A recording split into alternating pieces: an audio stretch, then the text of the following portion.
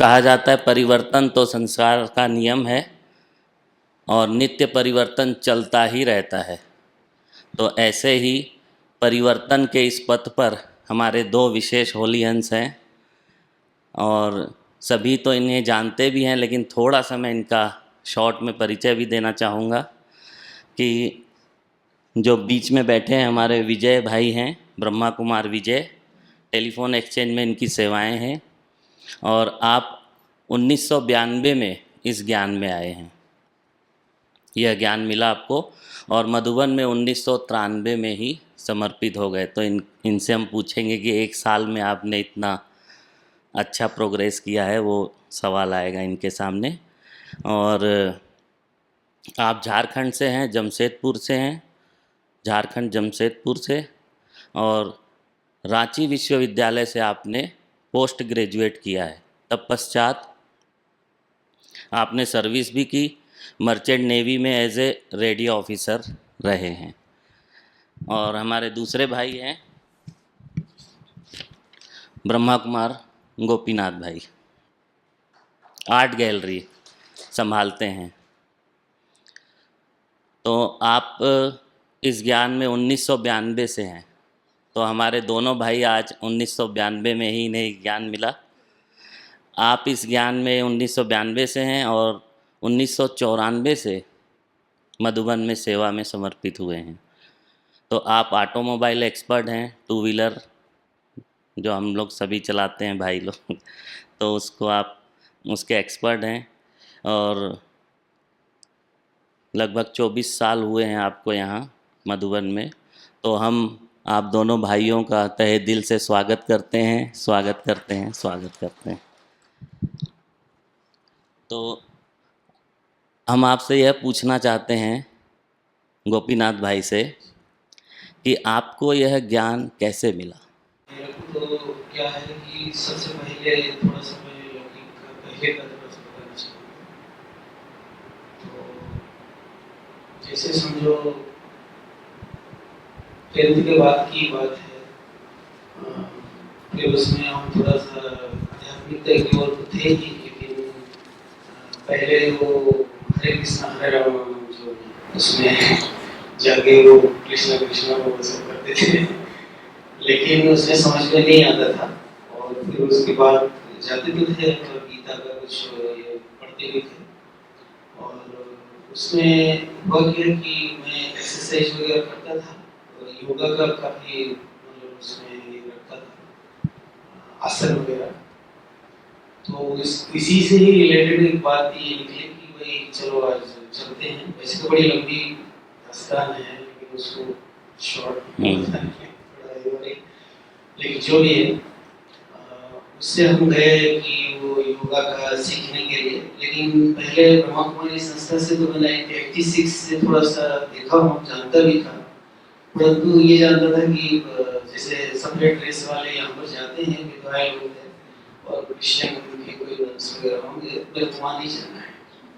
लेकिन मुझे ये नहीं पता था कि वो भाई जो लोग लेके गए हमारे ही रिलेटिव में ही थे, लेकिन वो योगा सीखने के हिसाब से मैं वहाँ पर गया। लेकिन पहले ये था कि मैं कृष्ण का तो भक्त था ही था, लेकिन जीवन में बहुत आगे बढ़ना चाहता था, बड़ा आदमी बनना चाहता था। तो उसमें क्या ये था कि देखा कि कृष्ण का जो भक्त है वो थोड़ा गरीब लोग है और जो शिव का भक्त है वो थोड़ा धनवान है, तो मुझे शिव का भक्त बनना है। तो मैं बहुत शॉर्ट में उसको बताने की कोशिश कर रहा हूँ, जो सारी बातें हैं, लेकिन बड़ी लंबी कहानी है। तो इस वास्ते जैसे मैं ब्रह्मा कुमारी जी में गया और देखा कि भाई यहाँ तो शिव जी के बारे में बता रहे हैं, तो मैं तो बड़ा खुश हो गया और योगा के बारे में तो जरूर योगा सीखूंगा, क्योंकि उसी में तो मेरे को इंटरेस्ट है। और इसके बीच में आपको बताया कि भाई स्कूटर बाइक का तो ये था ही था, लेकिन उसमें बिजनेस जो मेरा शुरू हो गया था। तो इसी के बीच में मैं वहाँ कोर्स किया और कोर्स करके जो पहला दिन था मतलब योगा का, जैसे समझो 7 दिन का पूरा हुआ, तो यहाँ पर ये बातें आती है कि कैसे मेरे को निश्चय हुआ और यहाँ से मैं चल पड़ा। तो फिर मैं बाबा के कमरे में मेरे को बिठा दिया गया कि योगा कोई बहुत ज्यादा तो मैं योगा जानता नहीं था, लेकिन ब्रह्मा बाबा कोई समझो मान करके उनके सामने अपने दिल की बातें जो है आज मुझे फलाना चीज लाने के लिए जाना है कलकत्ता, क्योंकि वहाँ से ट्रेन जाती है जो बीच में आता है पुरी से हावड़ा।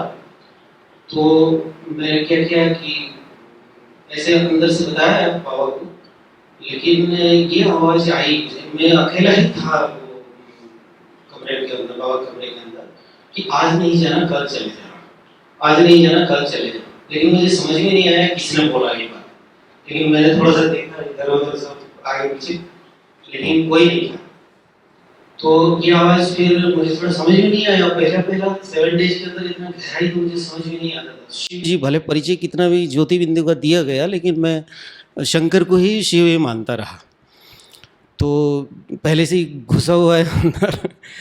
तो फिर दीदी को बताया, तो दीदी ने कहा ये बाबा की टचिंग है। तो ठीक है, मैं उनकी बातों को मान करके फिर मैं उस दिन नहीं गया रात को जो ट्रेन जाती है, लेकिन सुबह के जो दूसरे दिन मैं चला गया।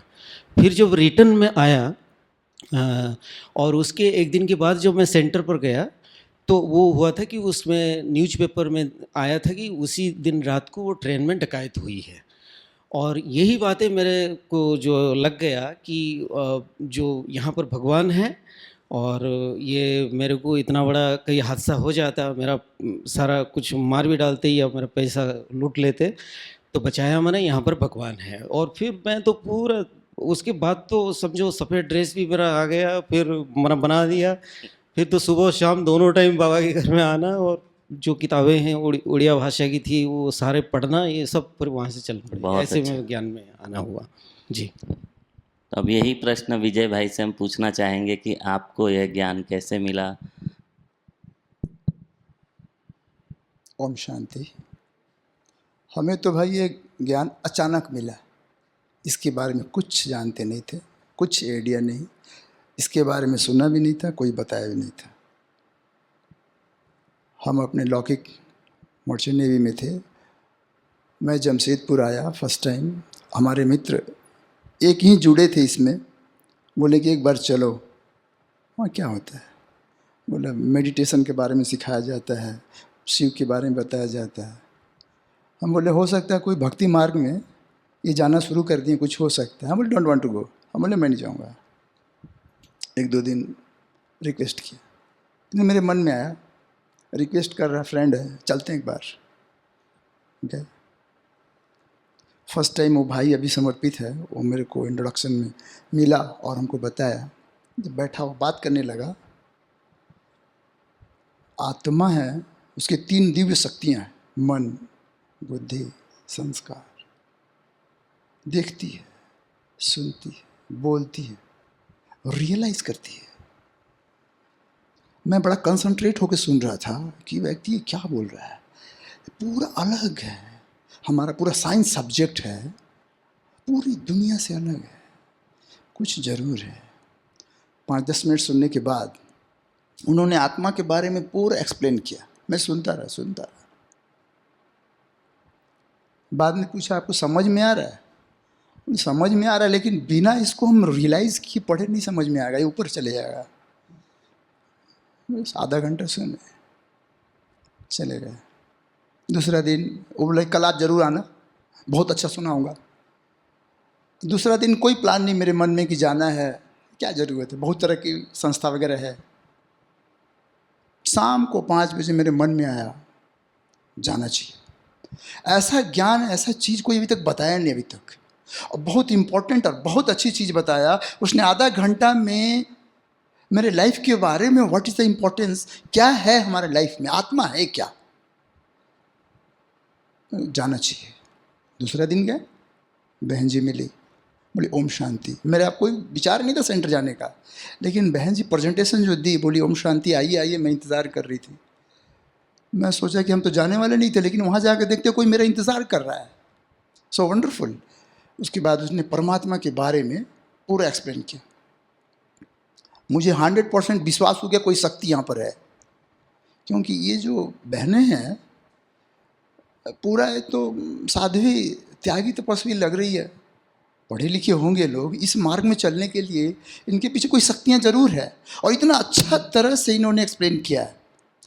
हमने पूछा उनसे, कुछ पुस्तक वगैरह है आपके पास? बोले हाँ पुस्तक है। हमने पुस्तक बंडल खरीद लिया कि कम से कम 1 महीने हैं घर पे, इसको पढ़ते हैं। और एक पुस्तक हमने इजी मेडिटेशन का पुस्तक पढ़ना शुरू किया रात को। सोचा कि अभी शुरू करते हैं मेडिटेशन क्या है, आज ही शुरू करते हैं। सुबह उठ के 4 बजे, क्योंकि हमारे घर में वातावरण पढ़ने का बना हुआ पहले, सभी लोग 3:30-4 बजे उठते, 5 बजे उठते हैं। बहुत अच्छी अच्छी अनुभूतियाँ, मैंने अनुभूति क्या, मेडिटेशन तो कुछ पता ही नहीं था, लेकिन बहुत अच्छी फीलिंग हुआ मुझे। और तीसरा दिन से हम जाना शुरू कर दिए। तीसरा दिन गए, हमारे जो मित्र थे मुरली सुनते थे, हमने उससे कहा क्या सुनते उधर? तो मुझे भी बताओ। बोला नहीं, आफ्टर 7 डेज ही इसमें बैठोगे तो समझ में आएगा। क्यूरियोसिटी मेरा जग रहा है, लेकिन वो कह रहे नहीं 7 डेज कोर्स के बाद ही बैठना। मैं बोला ज़रूर। 7 दिन तक मैं इंतज़ार किया, और 7वां दिन जो बाबा का एक शब्द है, भगवान सदगति दाता है, कल्याणकारी है। तो हमने सोचा कि संसार में दुर्गति हो रहा है क्या? इसका मतलब संसार में दुर्गति हो रहा, सदगति यहीं से होने वाला है। उसके बाद से हमने क्लास रेगुलर कर दिया, और जो रेगुलर है क्लास और अमृत बेला कभी मिस नहीं किया। अभी रेगुलर है, रेगुलर चल रहा है। बहुत अच्छा, बहुत अच्छा। तो अब दूसरा प्रश्न हम पूछना चाहते हैं गोपीनाथ भाई से कि आपके लौकिक परिवार में से और कौन कौन ज्ञान में हैं, और जब आप यहाँ मधुबन में आए तो कैसे आए, और सहज ही आपको छुट्टी मिल गई या विघ्न समस्याएं भी आई? तो शॉर्ट में आप हम सभी को बताएं। वैसे तो छोटे भाई ज्ञान में चलते हैं, और सिस्टर बड़ी वाली जो मामा की वो भी चलते हैं, और छोटी बहन दोनों हैं वो कभी कभी जाते हैं, तीनों अभी हैं। और पापा मम्मी तो नहीं चलते हैं, काफ़ी बुज़ुर्ग हैं। और बस, और मेरा जो आना यहाँ पर हुआ तो वो भी एक बहुत बड़ी किस्सा है, वंडरफुल वो घटना है जो मेरे को इस तरफ मोड़ आई, तो वो मैं कहना चाहूँगा। ऐसे ही एक घटना मेरे लिए 94 में हुआ। जो मैं कलकत्ता ज़्यादातर जाता रहता था, तो एक दिन ऐसा कुछ हंगामा वहाँ पर हुआ था, तो मैं रिटर्न जल्दी आ रहा था। और हर दिन मैं शिप में आता हूँ पानी में, और उस दिन मैं ट्राम में आया। तो हावड़ा ब्रिज के ऊपर उतर करके फिर स्टेशन में जाना है। तो जैसे मैं हावड़ा ब्रिज से वो ट्राम से उतरा हूँ तो 2 लोगों ने मुझे पकड़ लिया, और 2 लोगों ने पकड़ लिया। तो एक तो थोड़ा दूर पर था, फिर खिसक गया वो, लेकिन मैं तो क्योंकि थोड़ा भागने की कोशिश की, और दूसरा मेरे को पकड़ के रखा और मारने लगा। मेरे को समझ में नहीं आया क्या हो रहा है। फिर मैं समझ गया ये तो कुछ मेरे से लूटना चाहते हैं। और उस दिन मैंने पूरा सारे जो पैसे का जो मैं ज़्यादातर जो बेयरिंग और स्पार्किंग प्लग का ये ऑर्डर सप्लाई करना उस समय शुरू कर दिया था। जो आपको कहा कि थोड़ा और बातें भी है उसके पीछे, लेकिन जो भी है यहाँ पर घटना जो मेरे सामने ये हुआ वो एक वंडरफुल घटना जो मैं आपके सामने, मेरे लिए जीवन परिवर्तन का जो यहाँ आने का वो प्रेरणा स्रोत बना। तो यही हुआ कि जैसे ये मारने लगा तो मेरे मन में ये ख्याल आया कि भाई अभी तो मेरे को तो मधुबन जाना है, ये सब करना है। मैंने तो काफ़ी बाबा के बच्चे बनने के बाद हलाल की कमाई किया हूँ, बहुत ज़्यादा मैं कोई ऐसे ये करके कमाई नहीं किया हूँ, और ये सारा मेरे से लूट लेंगे।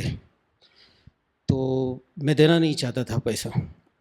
लेकिन इसी समय एक घटना ये हुआ कि जैसे समझो संजय भाई थोड़ी सी जैसे थोड़ी और आगे की बात है, ये हावड़ा ब्रिज के ऊपर ही है बात। क्या हुआ कि ये मेरे को मार रहा है, पकड़ के रखा है, और दूसरा जो है उसने उसको हमारी भाषा में उसको भुजाली कहते हैं, इतना बड़ा सा जो है होता है, ऐसे करके वो चाकू होता है, तो मारे तो एकदम ख़त्म हो जावे। तो वो जो ये तो मेरे को पकड़ के रखा है, वो सारे लोग आते जाते, किसी का कोई मतलब ही नहीं है। तो वो भी अंधेरा भी नहीं हुआ था, तो वो जो है जैसे उसने निकाला मैं तो एकदम डर गया, मैंने कहा ख़त्म कर देगा अभी मेरे को। तो इतने में मेरे को शिव बाबा तो याद नहीं आए लेकिन ब्रह्मा बाबा ज़रूर याद आया, क्योंकि कलकत्ता तो वो डर नहीं रहा है। और हाँ, जैसे कि बाबा मतलब अंदर से मेरे को आवाज़ आई, तो मैंने साक्षात मतलब वो व्यक्ति कहाँ गया मुझे पता नहीं, लेकिन मेरे सामने एकदम ब्रह्मा बाबा एकदम लंबा चौड़ा एकदम खड़ा है हावड़ा ब्रिज के ऊपर, और इतना मैं कहते ही मेरे रोंगटे खड़े हो जाते हैं। वंडरफुल वो एक्सपीरियंस था। आज भी मेरे को, मैं जब इस बात को सोच रहा था, मेरे को एकदम जैसे कि जो है जिंदा हो गया वो, जैसे वो समय। तो क्या हुआ कि जैसे ब्रह्मा बाबा सामने आए, तो मेरे को क्या हुआ मुझे खुद भी उस समय समझ में नहीं आया, लेकिन भागने की मैं कोशिश कर रहा हूँ। लेकिन मेरे यहाँ पर पैसा रखा था, मैं फटाफट ये पैसा जो है इसको निकाला और दिया हूँ, और इतना मुझे को ख्याल है। और ब्रह्मा बाबा मेरे सामने, वो चाकू पकड़ा था जो बड़ा वाला, वो कहाँ गया मुझे पता नहीं, लेकिन मैंने जो भागा वहाँ से, ऐसा भागा मेरे ज़िंदगी में मैं आज तक भी किसी भागा नहीं होगा। पैसा तो गया, जान बची, लेकिन वो गाड़ियाँ आती जाती है, लेकिन मैं स्टेशन के अंदर घुस गया, हावड़ा स्टेशन के अंदर। हिसाब किताब थोड़ा चुकतू हो गया हाँ, होगा। लेकिन उसके बाद की तो घटना सुनो, वो जो वंडरफुल किस्सा है वो आपको भी आश्चर्य लगेगा। आज तक भी मैं उसको जान नहीं पाया क्या चीज़ है। लेकिन सारे पैसे तो मैंने दे दिया, फिर मैं घर जाने के लिए टिकट कहाँ से लाऊं? लेकिन इसी के बीच में क्या हुआ है मुझे पता नहीं है, लेकिन दौड़ते दौड़ते एकदम ऐसे करते हुए मैं आकर के हावड़ा ब्रिज स्टेशन के अंदर तो घुस गया। फिर थोड़ा सेफ अपने को महसूस किया, लेकिन हुआ क्या, फिर जाऊँ कैसे, टिकट बनाऊँ कैसे? लेकिन क्या हुआ, मेरे जीभ में थोड़ा सा, जैसे अभी बात कर रहा हूँ, पता नहीं मेरी जीभ के नीचे कुछ हो रहा है मेरे को, लेकिन कुछ है जैसे। लेकिन मैंने जैसे हाथ डाल करके मैंने निकाला ना उसको, 500 का एक नोट एकदम फोल्ड किया हुआ मेरे जीभ के नीचे है। कहाँ से आया, किसने रखा, मैं आज तक नहीं जान पाया हूँ। आज तक भी नहीं जान पाया। बहुत कोशिश किया योग में भी रह करके उसको जानने के लिए, नहीं जान पाया।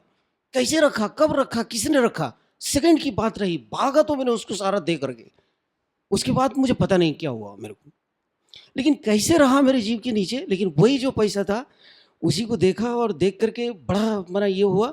लेकिन जीवन में एक वही हावड़ा स्टेशन के अंदर ये फैसला लिया कि बार बार ऐसी घटना हो रही है, जिस पैसे के लिए, जिसके लिए बार बार ये मेरे जान की खतरा हो रही है। तो आज की बात ना, मैं जैसे ब्रह्मा बाबा को मेरे को सामने आए, तो ब्रह्मा बाबा ने जैसे बिजनेस को समेट करके बाबा की ओर पूरा समर्पित हो गया था। तो आज के बाद मैं ये स्थूल धन नहीं कमाऊंगा, ये बिजनेस नहीं करूंगा, और मुझे ये नहीं चाहिए, और फिर मैं केवल बाबा की ही सेवा करूंगा। फिर उस यही संकल्प किया, मैंने जैसे कि एक प्रतिज्ञा ओथ लिया, जैसे कि वही वहीं पर। और उस दिन के बाद मैं बिजनेस छोड़ दिया, और जो भाई ने मेरे को ज्ञान में लाने के लिए निमित्त बना था, वही भाई बाद में उस चीज़ को वो करते रहे अपने हिसाब से। लेकिन मैंने उस समय से बिजनेस वो एंड अप कर लिया, और फिर उसके बाद तो फिर यहाँ पर आए। यहाँ तो बड़ी लंबी दास्तान है, फिर यहाँ रहे। ये है मेरा वंडरफुल एक्सपीरियंस भैया।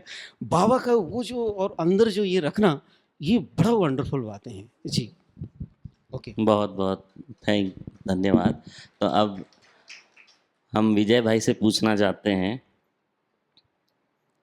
कि जब आप इस ज्ञान में चलने लगे और यहाँ पर जब पहली बार आए, तो आपका उस समय क्या आपने यहाँ मधुबन में देखा, जो आप एक साल में ही यहाँ पर आप समर्पित हो गए, समर्पण का लक्ष्य बना लिया, तो ऐसा क्या आपने यहाँ देखा? ओम शांति। सबसे पहले मैं रेगुलर वहाँ क्लास करना शुरू कर दिया था, चल रहा था। उसी अंतराल में मुरली में आया था, इलेक्ट्रॉनिक्स एंड कम्युनिकेशन से संबंधित कोई जानकार व्यक्ति हो, तो पूरी एक मुरली में गया था ये। तो हमारी टीचर बहन जी बोली, मैं आपको जाओ माउंट आबूदीन सेवा करो। हम बोल दीदी मेरे को कुछ पता नहीं है, मैं क्या सेवा करूँगा, मैं तो यहाँ भी कुछ नहीं करता हूँ। बहन जी बहुत समझाई, बोले नहीं एक बार जाइए आप घूम के। उनका मन में था कि ये परफेक्ट हो जाए और सेवा में आगे बढ़े। तो चिट्ठी लिखी दादी के नाम से। पहले पांडव भवन सिर्फ ज्ञान सरोवर नहीं था, चिट्ठी आया। वो चिट्ठी आया और डायरेक्ट निर्भय भाई जी के हाथ में पड़ा। करुणा भाई जी बैठे थे, निर्भय भाई बैठे थे, और दादी आंगन में बैठी थी। दादी जी पहले आंगन में बैठते थे लोग, 10 बजे 11 बजे चिट्ठी पोस्टमैन 11 बजे आया, हाथ में दिया, निर्भय भाई जी खोले तो उसमें लिखा हुआ था। तो बहन जी चिट्ठी जब लिख रही थी तो मैं बोला कि ऐसे भेजने से चिट्ठी कोई जाएगा नहीं जाएगा कुछ नहीं। हमारे पास जो संचार मंत्रालय भारत सरकार, जो रिसर्च डिपार्टमेंट है, जो मर्चेंट नेवी में हम पोस्टेड हैं, उसका कुछ रूल्स है बहुत, हम लिख के इसको ले लीजिए, इसको भेज दीजिए तो कुछ ठीक है, मैं जाकर सेवा कर सकता हूँ। सचमुच बहन जी भेजी और निर्भय भाई के हाथ में पड़ा। और पढ़े बहुत से रूल्स रेगुलेशन बहुत कुछ। तो अशोक भाई जी को बुलाया, बोले सुनो सुनो, अशोक भाई जी को बोले चिट्ठी लिखो, ये भाई को 15 दिन के लिए बुला लो। करुणा भाई जी भी थे, बोला हाँ बुला लो। चिट्ठी भेज दिए, और चिट्ठी भेज दिए। 1 महीने के बाद चिट्ठी गया, और बहन जी हमें कुछ पता नहीं, क्लास में से मुरली सुनने आते थे। अब मेरा प्लानिंग कुछ और था, यूपीएससी का मैं पीटी क्लियर कर चुका था। बहन जी बोली कि आपके लिए चिट्ठी आया मधुबन से। बोले मधुबन जाके मैं क्या करूँगा, नहीं नहीं आप मधुबन जाएगा। दूसरी बहन लोग बोलने लगी, भाई लोग बोलने लगे ना मधुबन जाओ, मधुबन तो बहुत सुंदर जगह है और बहुत आपको अनुभूति होगा। अच्छा अच्छा ठीक, टिकट कटाया। बहन जी बोलिए आपको कब जाना है, हम बोले जब बोलिए। बोले 3 दिन के बाद जाना है। हम बोले टिकट कटा लिए, और फर्स्ट अकेले माउंट आबू चिट्ठी को लेकर, बहन चिट्ठी के लेकर हमको सेवाधारी के लिए 15 दिन के लिए भेजा। लोग आबू रोड आए, सीधा माउंट आबू आए, बाबा के कमरे में गए सामान रख के। जैसा अनुभव आज हो रहा है वैसा अनुभूति बाबा के कमरे में बहुत लंबे लंबे समय तक रहा। हमने संकल्प किया कि ये इतना सुंदर स्थान है, इतना अच्छा योग की अनुभूति हो रही है। दादी जी बैठी हैं, सभी लोग से मिले, और फर्स्ट क्लास में दादी जी की ओम शांति भवन में हम गए। उसके पहले बाबा के कमरे में जब गए, जब उसके बाद पांडव भवन क्लास में गए, तो हम सोचे दादी जी हैं। दादी जी का परिचय हुआ। दादी जी सबको लास्ट में मिलती, टोली खिलाती थी, सबसे मिलना जुलना होता था। मैं सोचा इतने अच्छे लोग, इतना अच्छा सुंदर वातावरण, अगर संसार में कुछ करना है तो ये सुंदर स्थान और कहीं मिलने वाला नहीं है। काशी हमारे भाग्य में हो। बाबा कमरे में जाके बैठे, योग किए, और सेवा 15 दिन के सेवा में संबंध संपर्क में निर्भय भाई जी, अशोक भाई जी और करुणा भाई जी, दादी जी से मिलते 15-20 दिन के अंदर में बहुत कुछ सीखे हम सभी भाई बहनों से भी, और अनुभूतियाँ भी हुई, सेवा का चांस मिल गया। तब से हम फाइनल कर दिए। 15 दिन के बाद हम घर गए, और 10 दिन के बाद फिर आ गए। तो बहन जी बोली कि आप कहाँ जा रहे हैं, फिर हम बोले दीदी हम बोल के आया हूँ। उसके बाद फाइनल हो गया, तब से सेवा में लग गए हैं। तो बाप दादा मिलन पहली बार कब हुआ था? फर्स्ट टाइम जिस दिन हम पहुंचे थे, बहन जी बोली कि आप सेवा करने जा रहे हैं तो बाबा से भी मिलिएगा, और उसी दिन उतरे सामान रखे, क्लास में गए। दादी प्रकाश मणि जी क्लास कराई, और दादी खुद बोली, शशि बहन जी अनाउंसमेंट की कि आज बाप दादा आएंगे, और हमारे मन में बहुत अच्छे अच्छे विचार आना शुरू हो गया। और बाप दादा आएंगे, शाम को मिलेंगे, और बाप दादा से मिले, अनुभूतियाँ हुई। और वही लास्ट हेडिंग है मुरली का, वर्त संगम युग के राज दुलारे सो भविष्य के राज अधिकारी, वो मुरली है। उसके बाद से तो बस बाबा ही के हो गए। तो सेवा के बाद आप फिर वापस गए कि यहाँ ही रह गए? सेवा के बाद 15 दिन के बाद घर गए। हमारे एसआर कंपनी से, शिपिंग कंपनी से 2-3 जगह से कॉल आते गया। हम लिफाफा को तकिया के नीचे डालते गए। घर में बहुत तरह की बात होने लगी। पिताजी बोले बेटा तुम्हारा ये टाइम नहीं हुआ है। हम बोले टाइम नहीं हुआ तो कुछ सीख रहे हैं ना हम। तो अब घर में कभी डिस्कस नहीं, जो पिताजी बोलते हैं, माँ बोलती है जी हाँ जी, लेकिन अपना रूल्स रेगुलेशन चेंज नहीं करना है। माँ भी गई सेंटर, पिताजी भी गए। माँ तो फिर कॉपरेट करने लगी, धीरे धीरे सभी कॉपरेट करने लगे। जब यहाँ हम समर्पण के लिए फाइनल हुआ तो बात बनी, लेकिन हमने क्या किया, उनकी हर एक बात को मानते हुए पिताजी को बोले जस्ट हम आ रहे हैं। बोले बेटा तुमको शिप में जाना है, तुम इधर कहाँ जा रहे हो, शिप में जाओ। हम बोले नहीं शिप में हम जाएंगे, थोड़ा घूम के आते हैं। अब छोटापन में तो कोई लड़का प्रेशर नहीं करता ज़्यादा, तो हम आ गए। साल भर रह गए, 6 महीना 8 महीना रह गए।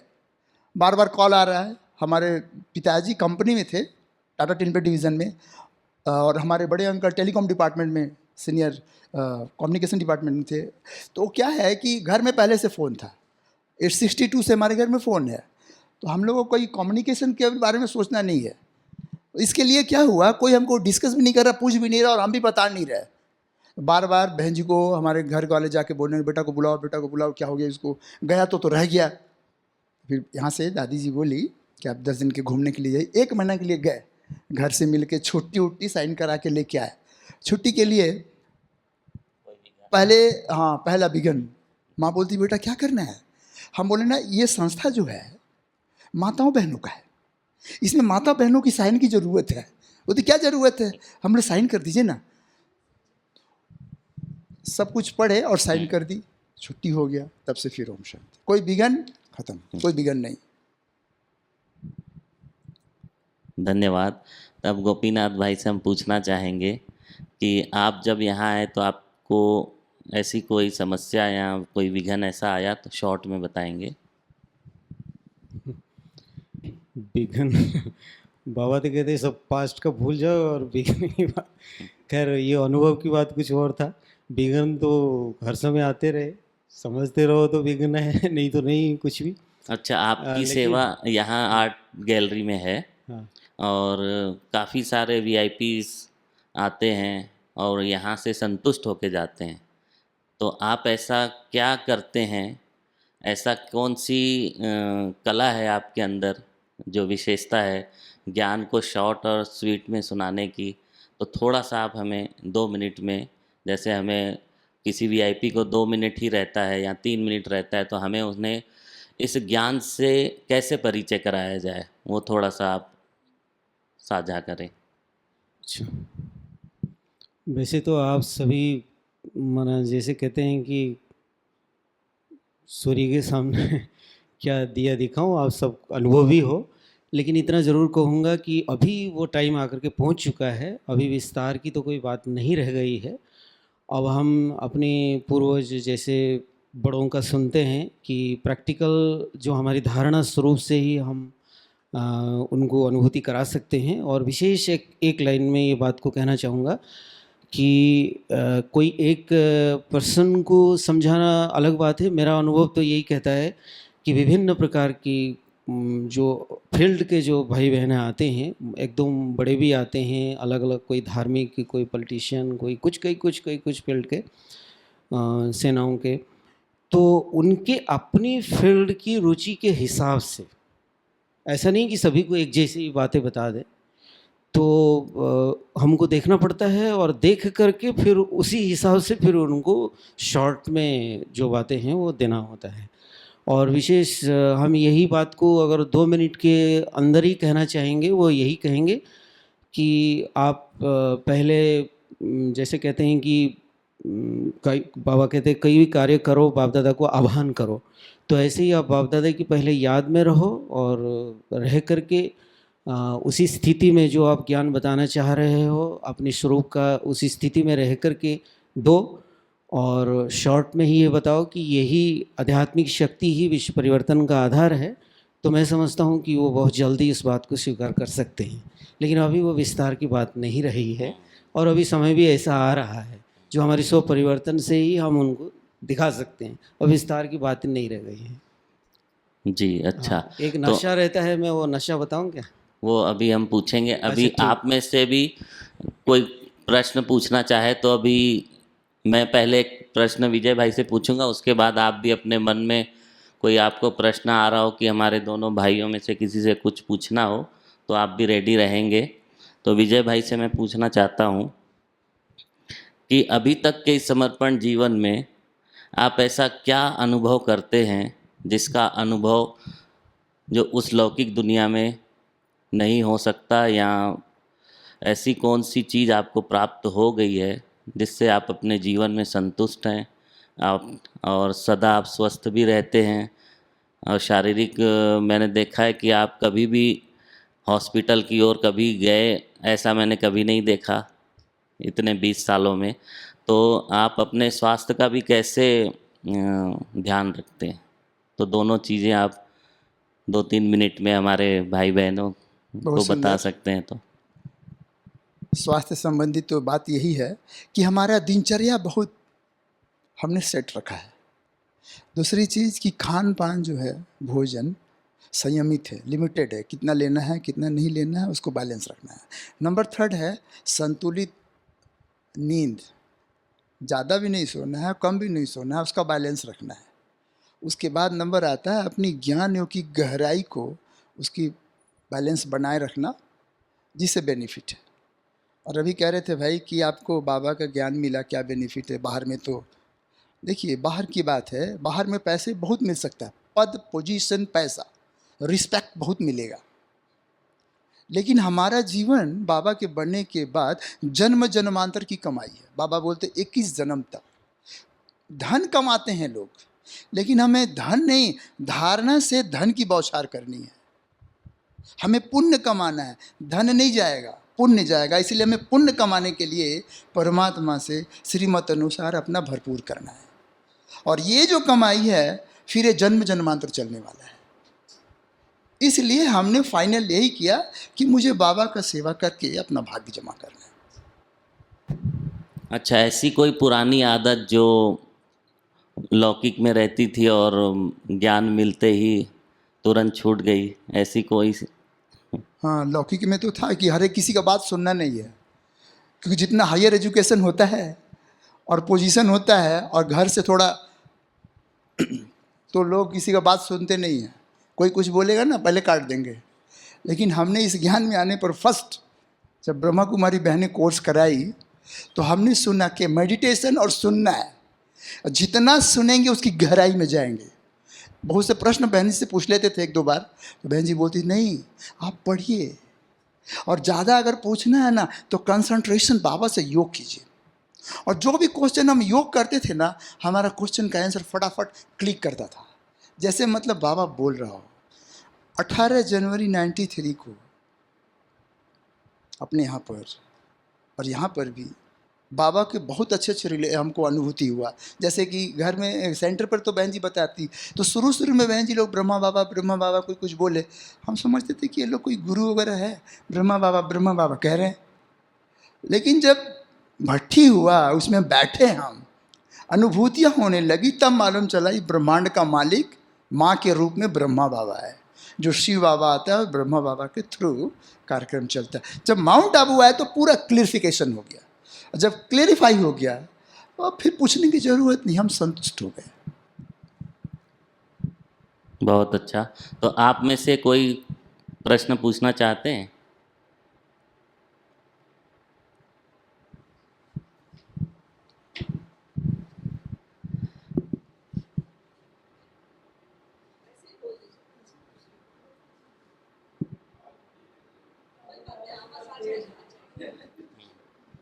मैं उसे पूछ रहा था कि कभी आपको बाबा से डायरेक्ट बातचीत हुई है, और जिसको याद करके आप बहुत खुश हो जाते हैं, बहुत शक्तिशाली महसूस करते हैं, कोई विघ्न आपके सामने ठहर नहीं सकता? चलिए, बहुत सुंदर प्रश्न है। बाबा ने आपको ऐसा कोई वरदान दिया है या बाबा ने आपको कुछ कहा है जिस बात को याद करके आप बहुत खुश और शक्तिशाली? बहुत सुंदर। अभी सुना देते हैं। 26 दिसंबर 2016 की बात है। हम लोग रोज़ वॉकिंग में जाते थे, और वो जो समय है 6 बजे मैं वॉकिंग में निकलता था, और ठीक उस दिन 6 बजे घनश्याम भाई निकल के बाहर गया, भालू अटैक किया। और ठीक उसी समय मैं निकल कर जाता हूँ। मैंने जाने से पहले एक बार कभी भी बाबा से बात करता हूँ, डायरेक्ट लिंक बाबा से बोल रहा, तो बाबा ने डायरेक्शन दिया, एक्सरसाइज करने जाओ। हम गेट नहीं जाकर एक्सरसाइज करने चले गए। और जैसे एक्सरसाइज करके जा ही रहे थे तो हेम सिंह भाई को बाहर देखे, बोले क्या हुआ? तो बोले कि वहाँ घनश्याम भाई को भालू अटैक किया। हम बोले ये तो मेरा टाइम है जाने का। तो बोले गाड़ी में बैठिए, और सीधा हम ग्लोबल हॉस्पिटल में गए, देखे घनश्याम भाई को तो ट्रीटमेंट चल रहा है। तो ये क्या है, अगर आपका बुद्धि का लिंक बाबा से है, बाबा डायरेक्शन देता, सपोर्ट करता, हर जगह प्रेस भी करता है, टच भी करता है। हम कोई भी काम करने से पहले बाबा से बात करते हैं, यहाँ आने से भी पहले, अब भी सुबह उठने से पहले, उठते हैं तब भी, रात को सोने के पहले भी हम बात करके फाइनल रिजल्ट दे के सोते हैं। बाबा तो सर्वोपरि सब सत्ता है ना, तो बाबा के साथ हम कम्युनिकेशन हर सेकंड रखें, बेनिफिट ही बेनिफिट है। तो यही प्रश्न मैं दूसरे रूप से गोपीनाथ भाई जी से पूछना चाहता हूँ कि आपको ऐसा क्या नशा रहता है कि आप हमेशा संतुष्ट दिखाई देते हैं, शांत है, आपका व्यवहार भी बिल्कुल सरल चित्त है, तो आप ऐसा क्या नशा रहता है? आप इतने सालों से इसी सेवा में हैं, तो आपको कभी कोई ऐसा क्या अनुभव होता है जिसको आप हम सबके साथ शेयर करना चाहते हैं? पहले तो मैं ये कहूँगा, ये नशा रहता है मेरे को कि यहाँ पर जितने भी वीआईपी आते हैं, वो सबसे पहले क्या होता है कि आर्ट गैलरी में आते हैं देखने के लिए। तो मुझे ये बड़ा नशा रहता है कि भाई यहाँ स्टेज पर आकर के तो वो दूसरों को सुनाते रहते हैं, लेकिन हमारे पास आकर के वो हमसे सुनते रहते हैं। तो उनके करीब भी आना होता है। बड़ा अच्छा, ये तो एक बहुत बड़ा नशा रहता है। और सबसे बड़ी बात ये है कि आर्ट गैलरी बिल्कुल नया बना था, तो यहाँ पर क्या है कि हमारे जो बड़े हैं, चाहे दादी प्रकाश मणि जी हो, चाहे चंद्रमणि दादी जी हो, चाहे मतलब जो भी निर्भर भाई जी या बड़े जो भी है, जगदीश भाई जी भी, तो उन लोग भी कई बार आए हैं। और मुझे तो फिर बड़ा मौका खुशी होती है कि उन लोगों को भी, कई मैं उनको ज्ञान नहीं सुना सकता हूँ, परंतु आर्ट गैलरी में होने के कारण उनके साथ जाकर के यहाँ पर हम क्या समझाते हैं, तो दादियों को बड़े भाई साहब जो है समझाने का वो भी बड़ा मौका, ये बहुत मुझे नशा रहता है। और दूसरी बात जो भैया ने कहा, एक बात ये बात मैं ज़रूर ध्यान रखता हूँ, हाँ कितना परफेक्ट हूँ वो तो आप लोग जो मेरे साथ रहते हो वो लोग मुझे बता सकते हो। कि जैसे बाबा कई बार मूल्यों में कहते हैं कि म्यूजियम, आर्ट गैलरी के साथ साथ इसको म्यूजियम भी तो कहते हैं ना, तो बाबा कहते हैं आपको चेतन म्यूजियम बनना है। तो मैं भी कभी कभी ऐसा नशा रखता हूँ कि भाई मुझे तो चेतन म्यूजियम बनना है। मतलब ऐसा कुछ मेरे, जैसे आज बाबा ने कहा भाई ये कल एक आंख में मुक्ति जीवन मुक्ति, मतलब हर हमारे जो इंद्रियों के रूप में अंदर कैसे वो बाबा ने श्रृंगार सब बताया हुआ है, मुख के लिए क्या है, आंख के लिए क्या है, मस्तक का क्या है।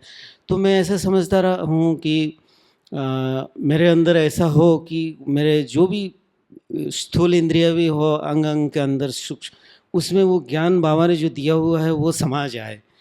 और दूसरा जो है इस प्रकार से कुछ बातें ध्यान में रखता हूँ। और कोई बात आती भी है तो होता है, कई सारे बातें होती है, कई हमारे पास नए आते हैं, उनको भी ट्रेंड करना होता है और उसमें कई बातें हो जाती है थोड़े बहुत। लेकिन उसमें हम यही रखते हैं कि बहुत जल्दी, मतलब जैसे एक तो होता है हमारी स्टूडेंट लाइफ, हम भी सीख रहे हैं और सिखा भी रहे हैं, ऐसे नहीं कि हम भी परफेक्ट हैं। और दूसरा होता है हमारे एक ईश्वरीय परिवार है, भले हम अपनी सेवा के क्षेत्र में अपना रहते हैं, तो वो भी एक परिवार की तरह, जैसे भाई बहनों का उस प्रकार से उनके संपर्क में आना, तो उससे थोड़ा सा सरल हो जाता है। और थोड़ा सा कार्य अर्थ कई बार भी थोड़ा समय पर ये थोड़ा सा भी स्ट्रिक्ट रहते हैं, मतलब तीनों चीज़ों का बैलेंस भी रखते हैं, ऐसा नहीं कि लूज छोड़ दें। नहीं, इतना बड़ा संगठन है हमारा, तो यहाँ कई बार इतने सारे डिपार्टमेंट हैं, कभी कोई चीज़ की हमें आवश्यकता पड़ती है या कभी कुछ हमें ज़रूरत पड़ती है और वो हमें सहयोग न मिला, तो उस समय हमें कोई ऐसा उल्टा संकल्प आ रहा हो, या कई बार होता है कि कईयों को कोई चीज़ न मिले और अचानक उनको आता है कि इससे अच्छा तो हम अपने घर में ठीक थे। ऐसा कोई संकल्प कभी आया कि हम ज्ञान सरोवर से चले जाएं, इससे अच्छा तो हम वहीं रहें? ऐसा कोई संकल्प, ऐसी कोई परिस्थिति आई हो और उस पर आपने जीत पाई हो? हाँ, बहुत पुरानी बातें हैं, एक याद आ गए कि कुछ बातें ऐसे होती है। तो छोटी सी बात थी, कुछ ऐसे ही होता था आर्ट गैलरी में, जो है दिवाली के दिन जैसे नए वर्ष होता था, तो हमारे पास जो सेवाधारी रहते थे, सेवा करते थे, तो उन लोगों को, क्योंकि बहुत बड़े बड़े भी होते थे, माना जैसे कोई डिस्ट्रिक्ट जज, कोई इंस्पेक्टर, ऐसे भी हमारे बाबा के बच्चे जो हमारे साथ सेवा में रहते हैं, तो बड़े बड़े होते थे। मैं तो उनके सामने बड़े रिस्पेक्ट से, मतलब जो भी हो, तो उनको ग्रीटिंग्स हम भेजते थे। तो उसमें क्या हुआ कि मेरे ख्याल में दिवाली का ही टाइम था शायद, तो मेरे को 4-5 लिफाफा की बात थी, तो मेरे ज़रूरत पड़ा उस समय भेजने के लिए। तो मैं रिसेप्शन में गया और जा कर के वहाँ से लाने की मतलब ये किया, तो मेरे को 3 तो मिला लेकिन 2 नहीं मिला। तो जब 2 नहीं मिला तो थोड़ा-सा मेरे अंदर तो ऐसा हुआ कि भाई देखो, 2 लिफाफा ही मतलब जो है ये के लिए मना कर रहे हैं, तो मुझे तो भेजना ही है। तो उस समय थोड़ा-सा मेरे को इस प्रकार से कुछ थोड़ा-सा ख्याल आ गया था।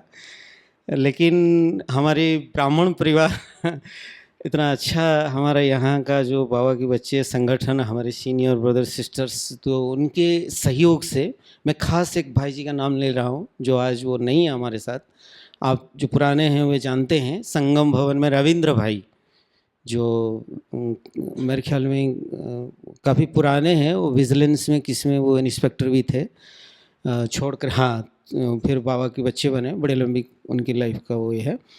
तो विशेष उनका मतलब जो है प्रेरणा मेरे को मिली, और भी कईयों का मैं उनका नाम नहीं ले रहा हूँ, वो भी यहाँ भी बैठे हुए हैं भाई साहब भी। तो उनकी मतलब जैसे कि इस प्रकार से संकल्प तो आया, परंतु एक तो जो है ये जो बाबा का परिवार है, ज्ञान हमको मिला हुआ है, और जो उनकी भी हमको समझानी भी ऐसी हुई, तो जिससे फिर माना जैसे कि यहाँ का जीवन और वहाँ के जीवन में अगर मैं कंट्रास्ट में भी समझ तो रहा था कि इससे बढ़कर और कोई जीवन नहीं है, क्योंकि जो वीआईपीज यहाँ पर आते हैं उनको जब हम ज्ञान देते हैं तो उन्होंने जो हमारी महिमा करते हैं, हमारी प्रति जो उनकी रिस्पेक्ट बढ़ जाती है, तब मुझे बहुत माना नशा रहता है, वो समझ में आता है कि ये जीवन कितना ऊंचा जीवन है। और थोड़ा सा जो छोटी छोटी बातों में मैं इस प्रकार की संकल्प कर लिया था, तो वो भाई साहब का और हमारे और इस प्रकार से जो उनकी समझानी और मुझे फिर से वो नशा आ गए, और फिर मैं कोई इसको किसी को पता ही नहीं होना पड़ा, जो मैं सीधा ही फिर से वो कंटिन्यू करते रहा। अब फिर ऐसी कभी कोई ऐसा संकल्प समस्या नहीं आ आया। जाए, अब ऐसी कोई परिस्थिति आ जाए तो अभी तो ऐसा हमारी स्थिति भी नहीं है, ये तो शुरू की बात रही, और अभी शुरू तो शुरू में ऐसा हुआ हाँ, था, शुरू लेकिन शुरू अभी में, हाँ। ज्ञान को आपने काफ़ी जी हाँ। गहराई से अनुभव किया, और अभी अब तो ऐसी कई समस्याएं आ जाती जिनका आपके ऊपर प्रभाव नहीं पड़ सकता। हाँ, ऐसी बहुत सारी बातें आती है, लेकिन यही बात है, पहले तो बड़ा ये था कि भाई कोई ने फट से मतलब रिएक्शन करना, या कोई बातों को तुरंत पकड़ के रखना और फिर उसी अनुसार फिर उनके साथ व्यवहार में आना, ये सब बातें तो थी ही मेरे पास। और लेकिन फिर बाबा जैसे कहते हैं और ज्ञान योग का अभ्यास होता रहा, फिर धीरे धीरे ये बात से मतलब जैसे कि मैं परसेंटेज में जो कहो या पूरा छूट गया है ऐसा तो नहीं कहूँगा, लेकिन काफ़ी हद तक मैं उससे बहुत सारे परसेंटेज में मतलब इससे छोड़ चुका हूँ। अब जी, आगे भी एक पूरा लास्ट प्रश्न हम विजय भाई से पूछना चाहते हैं कि आपने अभी वर्तमान समय में क्या पुरुषार्थ कर रहे हैं, और भविष्य में आपने ऐसा क्या लक्ष्य रखा है, शॉर्ट में बताएंगे। ओम शांति। वर्तमान का जो पुरुषार्थ है, उठते बैठते चलते फिरते कोशिश करें कि हमारा एकाग्रता बनी रहनी चाहिए। अमृत वेला हम सभी पावरफुल करते हैं, अच्छी बात है। दिन भर क्लास में भी कंसंट्रेशन को बनाए रखें, सेवा में भी कंसंट्रेशन को बनाए रखें, और जब क्षेत्र में आते हैं, सेवाओं के क्षेत्र में लोगों से मिलते हैं, प्योर वाइब्रेशंस पॉजिटिव देखें। तो पॉजिटिव जितना हम देखेंगे हमारा कंसंट्रेशन बढ़ा रहेगा और बुद्धि की एकाग्रता बनी रहेगी। दिनचर्या में बार बार इसको चेकिंग करने की ज़रूरत है। हम बार बार चेक करते हैं, और आगे भी हम चाहेंगे इसको रेगुलर बनाए रखें, और ज्ञान की गहन माने योग की गहन अनुभूति में हम, जैसे अमृत बेला रोज़ हमारे रिस्पेक्टेड ब्रदर सूरज भाई जी कमेंट्री करा रहे हैं, और ये हम लोग के लिए बहुत बड़ा अपॉर्चुनिटीज़ है। और सब दीदी दादी सब लोग तो हैं, दीदी लोग भी हैं, लेकिन सूरज भाई जो कमेंट्री दे के योग कराते हैं, ये हमारे लिए बहुत बेनिफिट, और हम पूरा लाभ उठा रहे हैं उसका, और अपने भी करते हैं।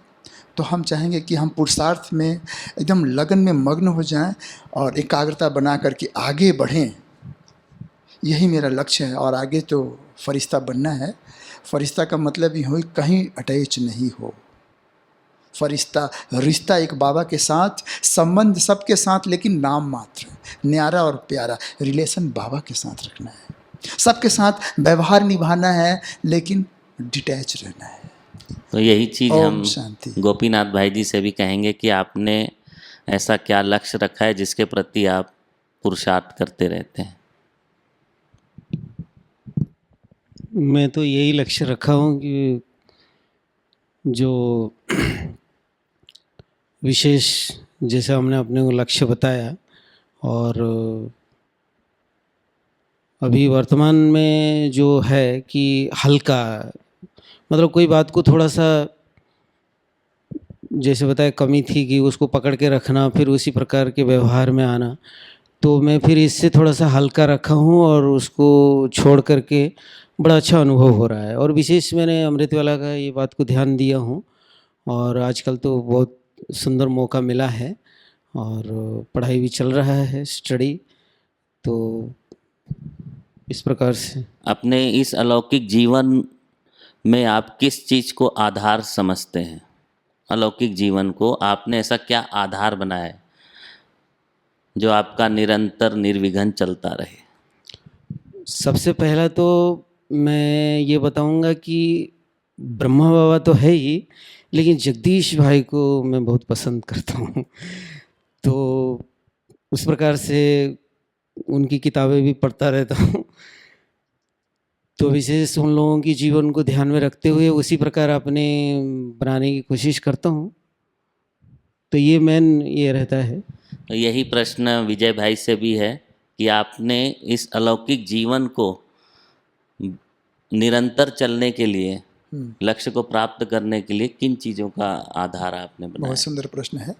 एक तो हमारा इनर प्योरिटी लेवल बढ़े, हाई रहे। जब प्योरिटी लेवल हाई रहेगा तो हमारे हर एक के अंदर पॉजिटिव दिखेगा और डिवाइन संस्कार हमारा बढ़ता रहेगा। जब दादी प्रकाश मणि जी थी, दादी जी, जगदीश भाई जी, तो सबसे हम गेन किए और अभी भी दादी जानकी जी से भी मिलते थे। दादी जी के शब्द बोलते ही हम बाबा के साथ कनेक्ट हो जाते थे, चार्ज हो जाते थे।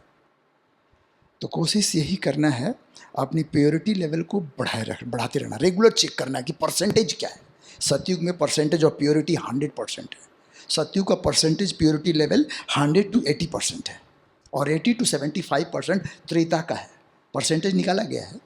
तो हमारा प्योरिटी लेवल 100 रेगुलर 90% 100% की लेवल में रहे तो हर समय पॉजिटिविटी रहेगा, डिवाइन संस्कार भी काम करेगा, हमारी शक्तियाँ भी काम करेगी और बाबा के साथ लिंक बरकरार रहेगा।